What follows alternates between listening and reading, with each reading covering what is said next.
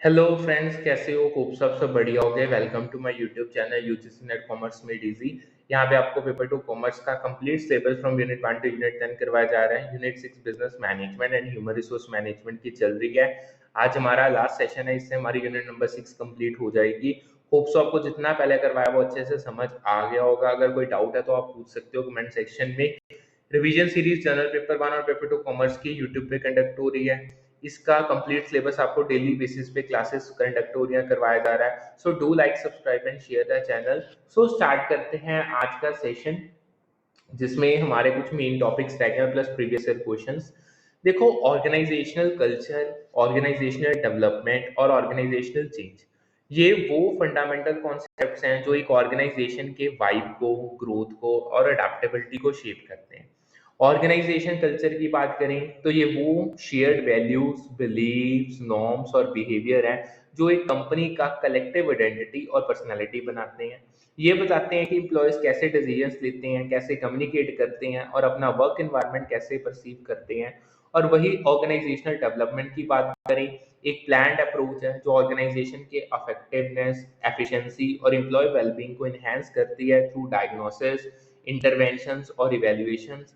अगर organisational change की बात करें, वो इंटेंशनल ट्रांसफॉर्मेशंस हैं जो स्ट्रक्चर, प्रोसेसेस, स्ट्रेटजीज या कल्चर को इवॉल्व करता है टू अलाइन विद इंटरनल या एक्सटर्नल डिमांड। सो अब इनको हम डिटेल में करने जा रहे हैं। स्टार्ट करते हैं। What is organisational culture? Organisational culture वो शेयर्ड वैल्यूज, बिलीव्स, नॉर्म्स और बिहेवियर का कलेक्शन है जो एक ऑर्गेनाइजेशन को डिफाइन करता है। ये एक कंपनी का कलेक्टिव आइडेंटिटी और पर्सनैलिटी है जो बताता है कि एम्प्लॉयज कैसे एक दूसरे से इंटरेक्ट करते हैं, डिसीजंस कैसे लेते हैं और अपने वर्क एनवायरनमेंट को कैसे परसीव करते हैं। कल्चर कम्युनिकेशन स्टाइल्स हो गई, ड्रेस कोड्स हो गए, वर्क लाइफ बैलेंस पॉलिसीज हो गई, रिवॉर्ड सिस्टम्स हो गए और ओवरऑल वर्क एनवायरनमेंट के थ्रू मैनिफेस्ट होता है। अगर इसके मैं आपको की फीचर्स बताऊं, कलेक्टिव आइडेंटिटी है। कल्चर ऑर्गेनाइजेशन का यूनिक वाइब सेट करता है। बिहेवियरल गाइड है, एम्प्लॉयज के एक्शंस और एटीट्यूड्स को ये शेप करता है। डायनामिक नेचर है इसकी, कल्चर टाइम के साथ इवॉल्व कर सकता है बेस्ड ऑन लीडरशिप और एक्सटर्नल फैक्टर्स। अगर एग्जांपल दूं, एक टेक स्टार्टअप का कल्चर कैजुअल ड्रेस कोड और ओपन कम्युनिकेशन पे फोकस करता है, जो चीज क्रिएटिविटी को बूस्ट करती है। ठीक है जी। अब आगे आते हैं, बेनिफिट्स क्या हैं एक स्ट्रॉन्ग ऑर्गेनाइजेशनल कल्चर के। देखो, एक स्ट्रॉन्ग और पॉजिटिव ऑर्गेनाइजेशनल कल्चर के मल्टीपल बेनिफिट्स हैं जो एम्प्लॉयज और ऑर्गेनाइजेशन दोनों के लिए गेम चेंजर होते हैं। सबसे पहला आता है एम्प्लॉय इंगेजमेंट एंड प्रोडक्टिविटी। एक कल्चर जो इंगेजमेंट, एम्पावरमेंट और सेंस ऑफ बिलोंगिंग प्रमोट करता है, एम्प्लॉयज को मोटिवेटेड और प्रोडक्टिव बनाता है। ठीक है। अगर एग्जांपल दूं कि कंपनी जो रेगुलर रिकॉग्निशन और टीम बिल्डिंग इवेंट्स करती है, उसके एम्प्लॉयज ज़्यादा इंगेज होते हैं। सेकेंड आता है attraction and retention of the talent. Positive culture talented individuals को अट्रैक्ट करता है जो ऑर्गेनाइजेशन के वैल्यूज के साथ अलाइन करते हैं और उस इन्वेस्टमेंट में थ्राइव करता है। ठीक है जी। अगर एग्जांपल दूं, एक कंपनी का इंक्लूसिव कल्चर टॉप टैलेंट को रिटेन करता है क्योंकि एम्प्लॉयज वैल्यूड फील करते हैं। तीसरा मेन फीचर आता है इफेक्टिव कम्युनिकेशन एंड कोलैबोरेशन। एक कल्चर जो ओपन कम्युनिकेशन, ट्रस्ट और कोलैबोरेशन पे फोकस करता है, टीम वर्क, नॉलेज शेयरिंग और इनोवेशन को बूस्ट करता है। अगर एग्जांपल दूं, एक टीम जिसमें ओपन फीडबैक कल्चर है, ज्यादा इनोवेटिव सॉल्यूशंस डेवलप करती है। चौथा आता है अडेप्टेबिलिटी एंड चेंज रेडीनेस। एक फ्लेक्सिबल और अडेप्टिव कल्चर ऑर्गेनाइजेशंस को market changes, technological developments, advancements और ऑर्गेनाइजेशनल शिफ्ट्स के लिए रेडी रखता है। अगर एग्जांपल दूं, एक कंपनी जो रिस्क टेकिंग और एक्सपेरिमेंटेशन को इनकरेज करती है, जल्दी न्यू टेक्नोलॉजी को अडॉप्ट करती है। ठीक है जी। होप्स आपको समझ आ गया होगा। अब आगे आते हैं events of organisational culture. Events of organisational culture वो टेंजिबल एस्पेक्ट्स या प्रैक्टिसेस हैं जो कल्चर को रिफ्लेक्ट करती हैं और ऑर्गेनाइजेशन के प्रायोरिटीज को हाईलाइट करती हैं। की इवेंट्स की बात करें, सबसे पहला customer orientation and employee policy. Culture customer needs को प्रायोरिटाइज करता है और एम्प्लॉय पॉलिसीज इंश्योर करता है कि एम्प्लॉयज क्वालिटी सर्विस डिलीवर करें। ठीक है। एम्प्लॉय पॉलिसीज जैसे ट्रेनिंग हो गया, सपोर्ट हो गया। अगर एग्जांपल दूं, एक रिटेल कंपनी कस्टमर फीडबैक पे फोकस करती है और एम्प्लॉयज को कस्टमर सर्विस ट्रेनिंग देती है। ठीक है जी। आगे चलते हैं। Second, quality orientation, directing and motivating styles.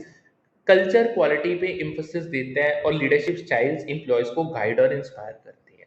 Leadership styles directive या मोटिवेशनल कोई भी हो सकता है, ठीक है। अब नेक्स्ट देखते हैं, एग्जांपल अगर दूं, एक manufacturing firm strict quality check और मोटिवेशनल लीडरशिप को यूज करती है। तीसरा आता है decision making, products and services and responsibility to society. Culture decision making processes हो गए, प्रोडक्ट या सर्विस की क्वालिटी होगी और सोशल रिस्पॉन्सिबिलिटी के थ्रू मैनिफेस्ट होते हैं। एग्जाम्पल, एक कंपनी सस्टेनेबल प्रोडक्ट्स बनाती है और सीएसआर इनिशिएटिव्स को चलाती है। चौथा आता है reaction to competitors and gratitude towards the nation. Culture define करता है कि ऑर्गेनाइजेशन कॉम्पिटिटर्स के अगेंस्ट कैसे रिएक्ट करती है और अपने नेशन के प्रति ग्रेटिट्यूड कैसे दिखाती है। अगर एग्जांपल दूं, एक कंपनी कॉम्पिटिटर इनोवेशंस को मैच करती है और नेशनल हॉलीडेज पे कम्युनिटी इवेंट्स को होस्ट करती है। नेक्स्ट आता है डोमिनेंट ऑर्गेनाइजेशन कल्चर। देखो, डोमिनेंट ऑर्गेनाइजेशनल कल्चर वो ओवर आर्किंग वाइब या मोटिव है जो एक स्पेसिफिक टाइप के ऑर्गेनाइजेशन के कल्चर को करेक्टराइज करता है। ये क्लाइमेट ऑर्गेनाइजेशन के गोल्स और मेंबर्स के इंटरेक्शंस को रिफ्लेक्ट करता है। की क्लाइमेट्स की बात करें, क्लब्स में मोटिव ऑफ एफिलिएशन होता है, ये बेसिकली प्रीवियस ईयर क्वेश्चन है। क्लब्स जैसे आपके सोशल क्लब्स हो गए, हॉबी ग्रुप्स हो गए, का जो क्लाइमेट है एफिलिएशन पे बेस्ड होता है, जहां मेंबर्स सोशल कनेक्शंस, बिलोंगिंगनेस और कैमरेडरी सीख करते हैं। यानी फोकस है कम्युनिटी बिल्डिंग और सोशल इंटरेक्शंस पे जो मेन होता है। एग्जाम्पल, एक बुक क्लब मेंबर्स को रेगुलर मीटअप्स और डिस्कशंस के थ्रू कनेक्टेड रखता है, ठीक है जी। फिर आता है second, university teaching departments and scientific organisation, इनमें मोटिव ऑफ एक्सपर्ट पावर होते हैं। यूनिवर्सिटीज और साइंटिफिक ऑर्गेनाइजेशंस का क्लाइमेट एक्सपर्ट पावर पे बेस्ड होता है, जहां नॉलेज, एक्सपर्टाइज और कंपिटेंस वैल्यूड होते हैं। फैकल्टी, रिसर्चर्स और साइंटिस्ट अपने स्पेशलाइज्ड नॉलेज के थ्रू इन्फ्लुएंस एक्सर्ट करते हैं। एग्जाम्पल अगर दूं, एक यूनिवर्सिटी डिपार्टमेंट रिसर्च, पब्लिकेशन और एकेडमिक एक्सपर्टाइज पे फोकस करते हैं, ठीक है जी। अब आती है वाइज कल्चर की टू इनोवेशन। ये भी एक प्रीवियस ईयर क्वेश्चन है, बहुत इंपॉर्टेंट है। देखो, गेरार्ड जे टेलिस ने 2013 में कहा था कि कल्चर एक बिजनेस फर्म में इनोवेशन का सिंगल मोस्ट इंपॉर्टेंट ड्राइवर है। कल्चर वो शेयर्ड वैल्यूज, बिलीव्स, एटीट्यूड्स और बिहेवियर हैं जो वर्क एनवायरनमेंट को शेप करते हैं और एम्प्लॉयज के थिंकिंग और एक्शंस को इन्फ्लुएंस करते हैं, ठीक है जी।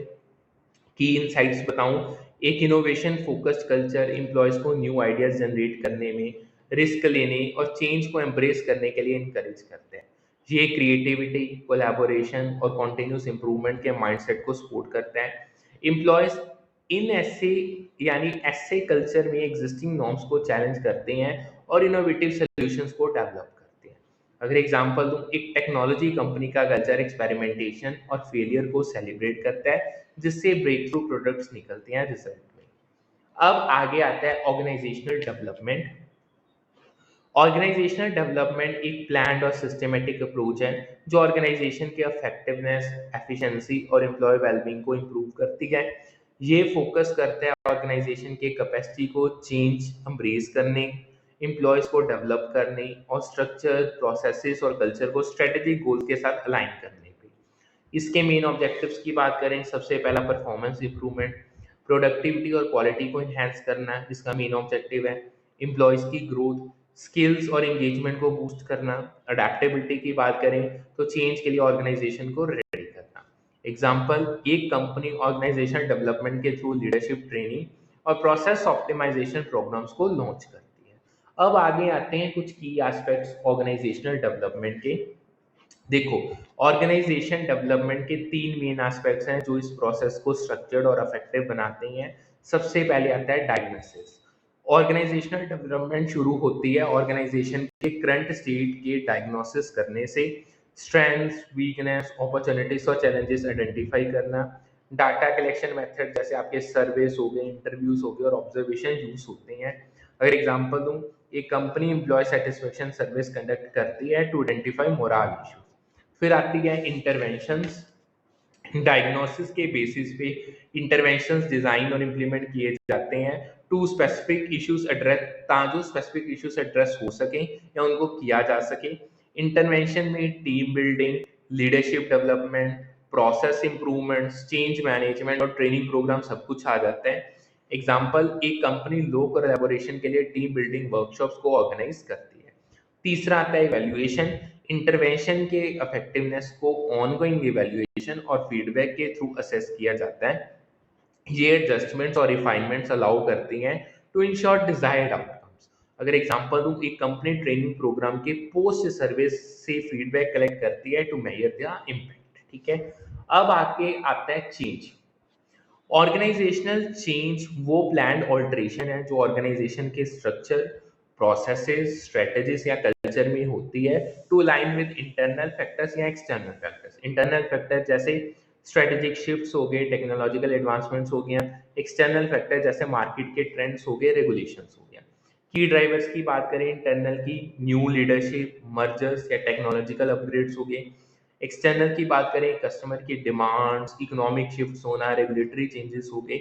एग्जांपल बताऊं, एक कंपनी मैनुअल प्रोसेसेस को ऑटोमेट करने के लिए enterprise resource planning system implement करती है। ठीक है जी। अब बात आती है अगर चेंज है तो उसको मैनेज कैसे किया जाएगा। देखो, ऑर्गेनाइजेशनल चेंज को इफेक्टिवली मैनेज करना क्रिटिकल है अगर आप स्मूथ ट्रांजिशंस इंश्योर करना चाहते हो और डिजायर्ड आउटकम्स चाहते हो। ये प्रोसेस मल्टीपल स्टेजेस में होता है। की स्टेजेस की बात करें, सबसे पहले आता है चेंज प्लानिंग। चेंज ऑब्जेक्टिव्स को आपको डिफाइन करना है, चेंज मैनेजमेंट प्लान डेवलप करना है और रोल्स और रिस्पॉन्सिबिलिटीज को असाइन करना है। अगर एग्जांपल दूं, एक कंपनी डिजिटल ट्रांसफॉर्मेशन के लिए रोड मैप और डेडिकेटेड चेंज टीम बनाती है। सेकेंड स्टेप आता है communication and stakeholder engagement.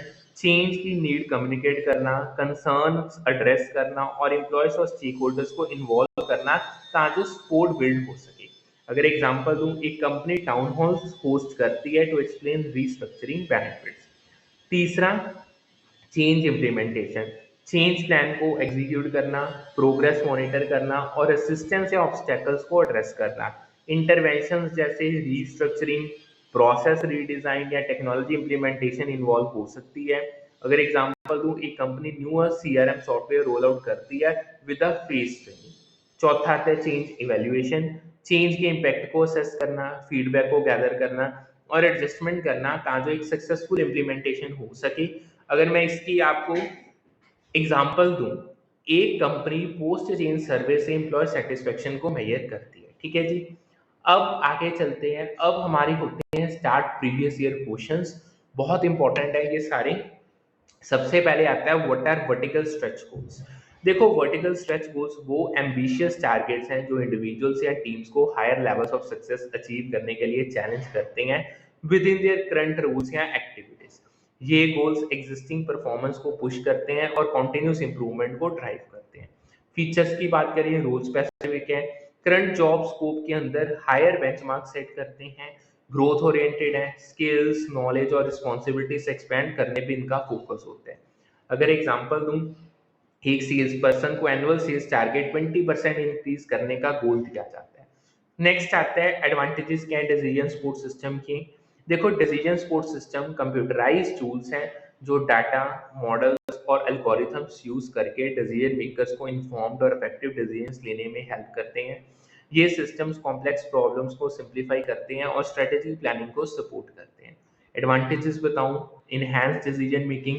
Decision support system relevant और टाइमली इंफॉर्मेशन, एनालिसिस और इंसाइट्स प्रोवाइड करते हैं जिनसे इन्फॉर्म्ड डिसीजंस लिए जाते हैं। व्हाट इफ एनालिसिस और scenario simulation alternative outcomes predict करती हैं।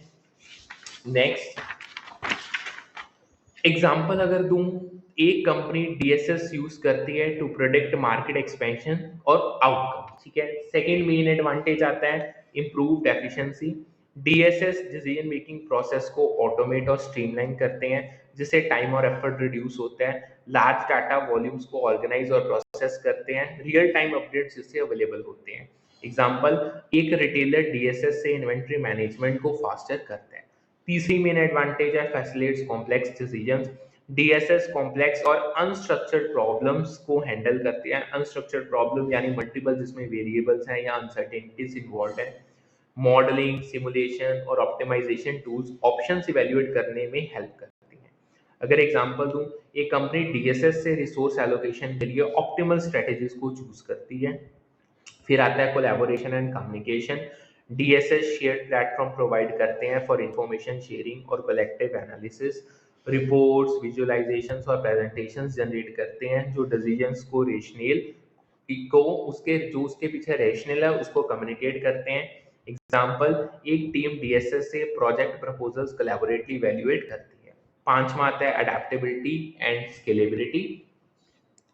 डीएसएस डिफरेंट कॉन्टेक्स्ट के लिए कस्टमाइजेबल होते हैं, जैसे इंडस्ट्रीज के लिए, डोमेन्स के लिए। स्केलेबल हैं to handle increasing data volumes और users as organisation grow. Example, अगर तू एक स्टार्टअप डीएसएस को स्मॉल स्केल ऑपरेशंस के लिए कस्टमाइज करता है जो ग्रोथ के साथ स्केल हो सकता है। ठीक है, अब बात आती है नेक्स्ट, आगे चलते हैं।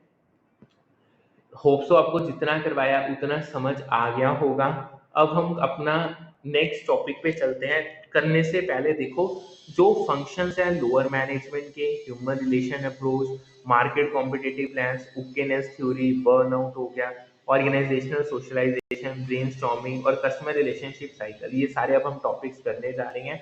ये वो पावरफुल कॉन्सेप्ट्स हैं जो वर्कप्लेस के ह्यूमन और ऑपरेशनल डायनामिक्स को शेप करते हैं। Lower management ground level discipline, training और रिलेशंस का बैकबोन है। ह्यूमन रिलेशन अप्रोच बताती है कि वर्कर सिर्फ पैसे के लिए नहीं बल्कि सोशल और साइकोलॉजिकल फैक्टर से भी मोटिवेटेड होते हैं। मार्केट कॉम्पिटिटिव पे प्लान्स फेयर और अट्रैक्टिव कॉम्पेंसेशन इंश्योर करते हैं। ओकेनेस थ्योरी साइकोलॉजिकल वेलबींग और इंटरेक्शंस को एक्सप्लोर करती है, जबकि बर्नआउट ओवरवर्क के नेगेटिव इफेक्ट्स को हाईलाइट करता है। ऑर्गेनाइजेशनल सोशलाइजेशन न्यू एम्प्लॉयज को कल्चर में इंटीग्रेट करती है। ब्रेनस्टॉर्मिंग क्रिएटिव प्रॉब्लम सॉल्विंग को बूस्ट करती है। और customer relationship cycle life cycle customer engagement के स्टेजेस डिफाइन करते हैं। अब ये सारे टॉपिक्स हम डिटेल में करने जा रहे हैं। स्टार्ट करेंगे with the functions of lower management. देखो, लोअर मैनेजमेंट वो फ्रंटलाइन मैनेजर्स हैं जो डायरेक्टली वर्कर्स के साथ डील करते हैं और ग्राउंड लेवल ऑपरेशंस को स्मूथ रखते हैं। इनके फंक्शंस डिसिप्लिन, ट्रेनिंग और ह्यूमन रिलेशंस के अराउंड रिवॉल्व करते हैं। की फंक्शंस की बात करें, सबसे पहला maintaining discipline among workers. Lower level managers rules और पॉलिसीज इन्फोर्स करते हैं टू इंश्योर वर्कप्लेस डिसिप्लिन। ये ऑर्डर मेंटेन करते हैं और कंसिस्टेंट परफॉर्मेंस को प्रमोट करते हैं। अगर एग्जांपल दूं, एक फैक्ट्री सुपरवाइजर वर्कर्स को सेफ्टी प्रोटोकॉल स्ट्रिक्टली फॉलो करने के लिए मॉनिटर करते हैं। सेकेंड आता है providing training to workers. Lower managers training और गाइडेंस देते हैं टू वर्कर्स उनके स्किल्स और प्रोडक्टिविटी को इनहेंस करने के लिए। ये हैंड्स ऑन कोचिंग या ऑनबोर्डिंग इन्वॉल्व कर सकता है, दोनों चीजें हो सकती हैं। अगर एग्जांपल दूं, एक retail store manager new cashier को पीओएस सिस्टम यूज करने की ट्रेनिंग देते हैं। तीसरा, maintaining good human relations. Lower managers positive relationships को फोस्टर करते हैं वर्कर्स के बीच और कॉन्फ्लिक्ट्स रिजॉल्व करते हैं ताकि एक हार्मोनियस वर्क एनवायरनमेंट क्रिएट हो सके। ये टीम मोरल और कोलैबोरेशन को चीज बूस्ट करती है। अगर एग्जांपल दूं, एक टीम लीडर वर्कर्स के पर्सनल इश्यूज सुनता है और टीम बॉन्डिंग एक्टिविटीज को ऑर्गेनाइज करता है। ठीक है जी, अब आगे चलते हैं। Human relations approach. Human relation approach एक मैनेजमेंट फिलॉसफी है जो हॉथॉर्न स्टडीज ने निकाला और रेबल हाइपोथेसिस को रिजेक्ट करता है। रेबल हाइपोथेसिस कहती थी कि वर्कर्स सिर्फ मॉनेटरी रिवॉर्ड्स के लिए काम करते हैं और हायर वेजेस से परफॉर्मेंस बढ़ाया जा सकता है। ह्यूमन रिलेशन अप्रोच इसके अगेंस्ट आर्ग्यू करती है कि वर्कर्स सोशल और साइकोलॉजिकल फैक्टर्स जैसे रिकॉग्निशन, जॉब सेटिस्फेक्शन और सेंस ऑफ बिलोंगिंग से भी मोटिवेटेड होते हैं। की इनसाइट्स की बात करें तो सोशल इंटरेक्शंस वर्कप्लेस में रिलेशनशिप्स और टीम डायनामिक्स मोटिवेशन को शेप करते हैं। साइकोलॉजिकल नीड्स की बात करें, रिकॉग्निशन, रिस्पेक्ट और बिलोंगिंग एम्प्लॉयज के मोरल को बूस्ट करती है। अगर एग्जांपल दूं, एक company regular employee appreciation events host करती है जो वर्कर्स को मोटिवेटेड रखते हैं बियॉन्ड सैलरी। अब आगे आती है what are the steps to create a market competitive pay plan. ठीक है जी, इसको डिस्कस करते हैं। देखो, एक मार्केट कॉम्पिटिटिव पे प्लान बनाने के लिए एक स्ट्रक्चर्ड प्रोसेस फॉलो किया जाता है ताकि कॉम्पेंसेशन फेयर, अट्रैक्टिव और मार्केट अलाइंड हो। ये स्टेप्स इंश्योर करते हैं कि ऑर्गेनाइजेशन टैलेंट अट्रैक्ट और रिटेन कर सके। स्टेप्स सीक्वेंस में पेपर में जो पूछे जाते हैं, सबसे पहले choose benchmark jobs and select compensable factors. देखो, बेंचमार्क जॉब्स वो रिप्रेजेंटेटिव पोजीशंस हैं जो पे लेवल्स डिटरमाइन करने के रेफरेंस पॉइंट्स होते हैं। कंपेंसेबल फैक्टर्स आपके जैसे स्किल्स, रिस्पॉन्सिबिलिटी, एक्सपीरियंस सेलेक्ट किए जाते हैं इवेल्युएट करने के लिए जॉब का वर्थ। अगर एग्जांपल दूं, एक कंपनी सॉफ्टवेयर डेवलपर को बेंचमार्क जॉब चुनती है और कोडिंग स्किल्स और प्रोजेक्ट कॉम्प्लेक्सिटी को कंपेंसेबल फैक्टर्स बनाती है।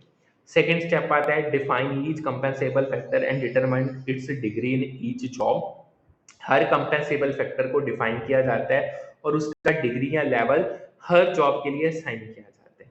डिग्रीज बताती हैं कि जॉब में वो फैक्टर्स कितने प्रेजेंट हैं।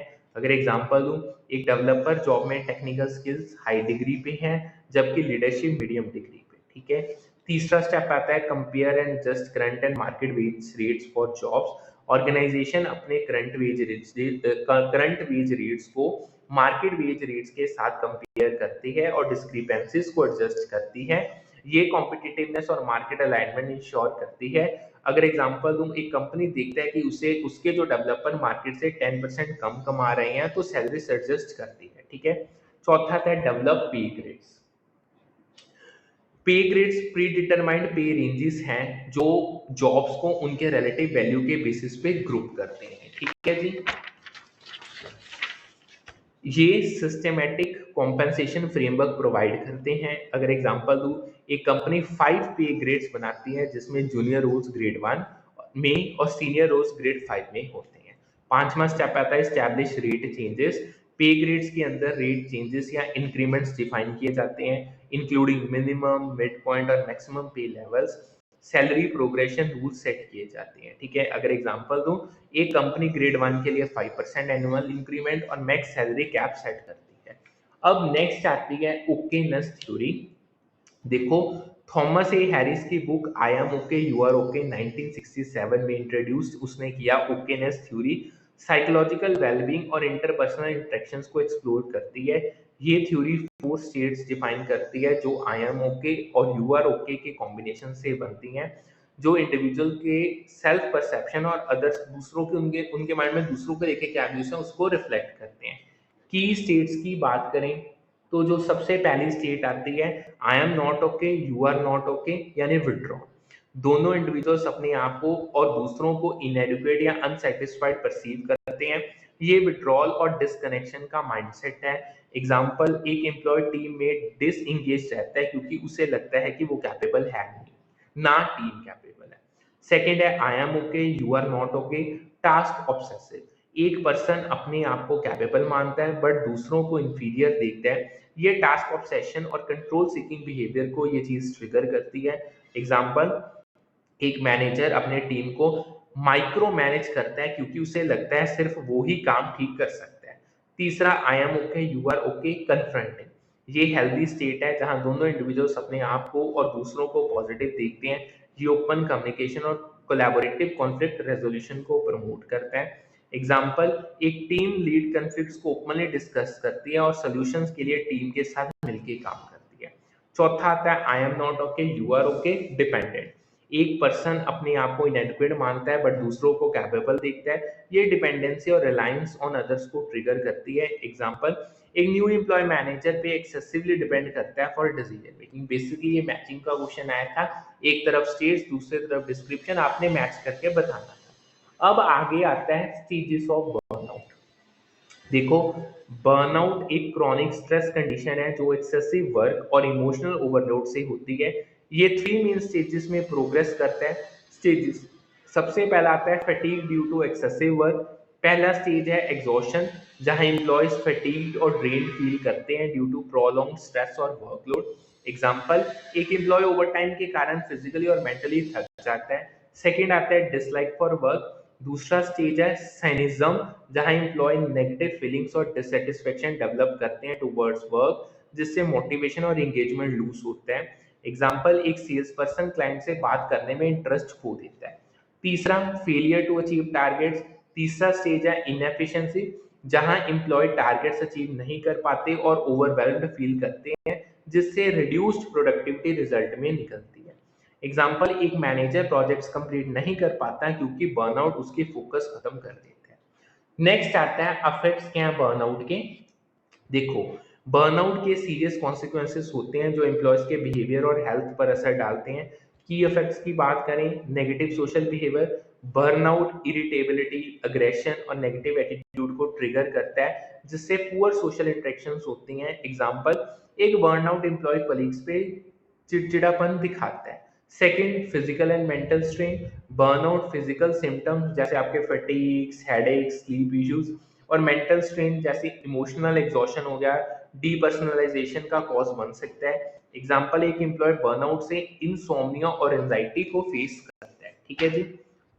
अब आगे चलते हैं, cynicism in burnout. What is cynicism in burnout?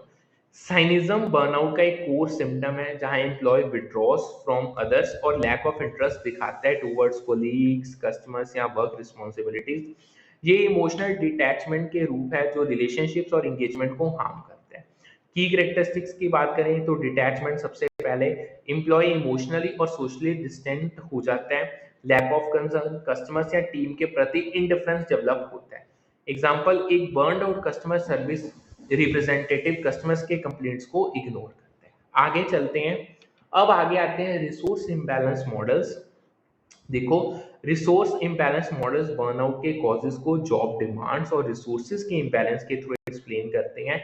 ये मॉडल्स बताते हैं कि जब डिमांड रिसोर्सेज से ज्यादा होती है तो स्ट्रेस और बर्नआउट होता है। की मॉडल्स की बात करें, सबसे पहले जॉब डिमांड्स रिसोर्स मॉडल। ये मॉडल कहता है कि बर्नआउट तब होता है जब जॉब की डिमांड्स जॉब रिसोर्सेज से आउटवे करती है। डिमांड यानी लाइक वर्कलोड हो गया, डेडलाइंस नहीं मीट हो रही, रिसोर्सेज यानी सपोर्ट या ऑटोनॉमी नहीं है। एग्जाम्पल, अगर तुम एक एम्प्लॉय हाई प्रेशर सीएस टारगेट फेस करता है विदाउट एडिक्वेट ट्रेनिंग, जिससे बर्नआउट होता है। सेकंड आता है कंजर्वेशन ऑफ रिसोर्सेज मॉडल। ये मॉडल फोकस करता है रिसोर्स लॉस या लैक ऑफ न्यू रिसोर्सेज पे एज बर्नआउट का कॉज है। ये एम्प्लॉयज बर्नआउट फेस करते हैं जब रिसोर्सेज डिप्लीट हो जाते हैं। रिसोर्सेज जैसे आपका टाइम हो गया, एनर्जी हो गया, सपोर्ट हो गया। अगर एग्जांपल दूं, एक मैनेजर कांस्टेंट मल्टीटास्किंग से एनर्जी लूज करता है विदाउट ब्रेक्स। तीसरा आता है areas of work life model.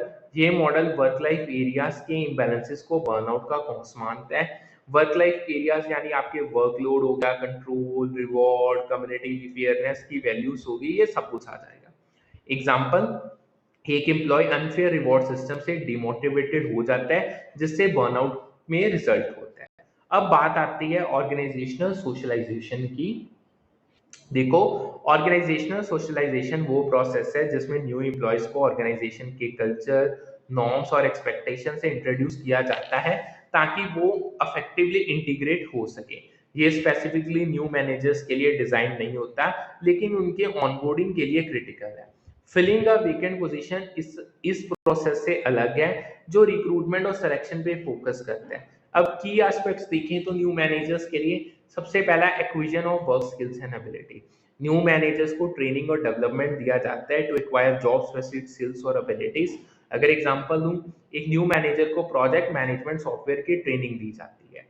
फिर आता है adoption of appropriate role behaviour. New managers को रोल रिस्पॉन्सिबिलिटीज, ड्यूटीज और इंटरेक्शंस के बारे में गाइड किया जाता है to align with organisational expectations. अगर एग्जांपल दूं, एक मैनेजर को टीम लीडरशिप और कॉन्फ्लिक्ट रेजोल्यूशन का रोल बिहेवियर सिखाया जाता है। तीसरा आता है adjustment to norms and values of the work group. New managers को ऑर्गेनाइजेशनल कल्चर, वैल्यूज और टीम नॉर्म से फैमिलराइज किया जाता है टू integrate into a work group. अगर एग्जांपल दूं, एक मैनेजर कंपनी के ओपन फीडबैक कल्चर को अडॉप्ट करता है। ठीक है, अब आगे चलते हैं। होप जो जितना करवाया आपको समझ आ गया होगा। अब आती हैं ब्रेनस्टॉर्मिंग टेक्निक। ब्रेनस्टॉर्मिंग एक क्रिएटिव प्रॉब्लम सॉल्विंग टेक्निक है जिसमें ग्रुप मेंबर्स एक प्रॉब्लम के लिए मैक्सिमम अल्टरनेटिव्स या आइडियाज जनरेट करते हैं without evaluating them during the session. ये फ्री थिंकिंग और क्रिएटिविटी को स्टिमुलेट करती है। की फीचर्स की बात करें, कोई जजमेंट नहीं, आइडियाज को क्रिटिक नहीं किया जाता है during generation to encourage open expression. Quantity over quality, ज्यादा से ज्यादा आइडियाज जनरेट करने पे फोकस होता है। अगर एग्जांपल दूं, एक marketing team new campaign ideas के लिए ब्रेनस्टॉर्म करती है जिसमें वाइल्ड सजेशंस भी वेलकम होते हैं। ठीक है जी। नेक्स्ट आता है customer relationship cycle. What are the stages of customer relationship cycle? देखो, कस्टमर रिलेशनशिप लाइफ साइकिल वो स्टेजेस हैं जो डिफाइन करते हैं कि ऑर्गेनाइजेशन कस्टमर्स के साथ कैसे रिलेशनशिप्स बिल्ड और मेंटेन करता है। ये कस्टमर इंगेजमेंट और लॉयल्टी के लिए बहुत क्रिटिकल है। मेन स्टेजेस की इसमें हम बात करें तो सबसे पहला कस्टमर एक्विजन, न्यू कस्टमर्स को अट्रैक्ट करना और उन्हें फर्स्ट परचेज के लिए कन्विंस करना। एग्जांपल, एक e commerce platform discounts offer करता है to attract new buyers. Second आती है इसमें कस्टमर डेवलपमेंट। एग्जिस्टिंग कस्टमर के साथ स्ट्रॉन्गर रिलेशनशिप बिल्ड करना, इंकरेज करना उनको रिपीट परचेजेस के लिए और ब्रांड इंगेजमेंट करना। एग्जाम्पल, एक ब्रांड लॉयल्टी प्रोग्राम लॉन्च करता है टू रिटेन कस्टमर्स। तीसरा आता है कस्टमर सेटिस्फेक्शन, कस्टमर्स को प्रोडक्ट या सर्विसेज से सेटिस्फाइड रखना, उनके कंसर्न्स एड्रेस करना और एक्सीलेंट कस्टमर सर्विस प्रोवाइड करना। अगर एग्जांपल दूं, एक कंपनी 24/7 कस्टमर सपोर्ट देती है टू रिजॉल्व इश्यूज। एक इसमें याद रखना, देखो कस्टमर अनोयंस कोई चीज नहीं है, इट्स एन अनडिजायरेबल आउटकम जो पुअर सर्विस से होती है। ये पेपर में पूछा गया था, ठीक है। सो यहाँ पे हम करते हैं आज का, या कह लो अब का सेशन वाइंड अप। इसका थोड़ा सा पार्ट रहेगा, उसको हम नेक्स्ट सेशन में डिस्कस करेंगे। होप्स आपको जितना करवाया उतना समझ आ गया होगा। अगर कोई डाउट है तो आप पूछ सकते हो। मिलते हैं with a new session with a new set of topics. Thank you.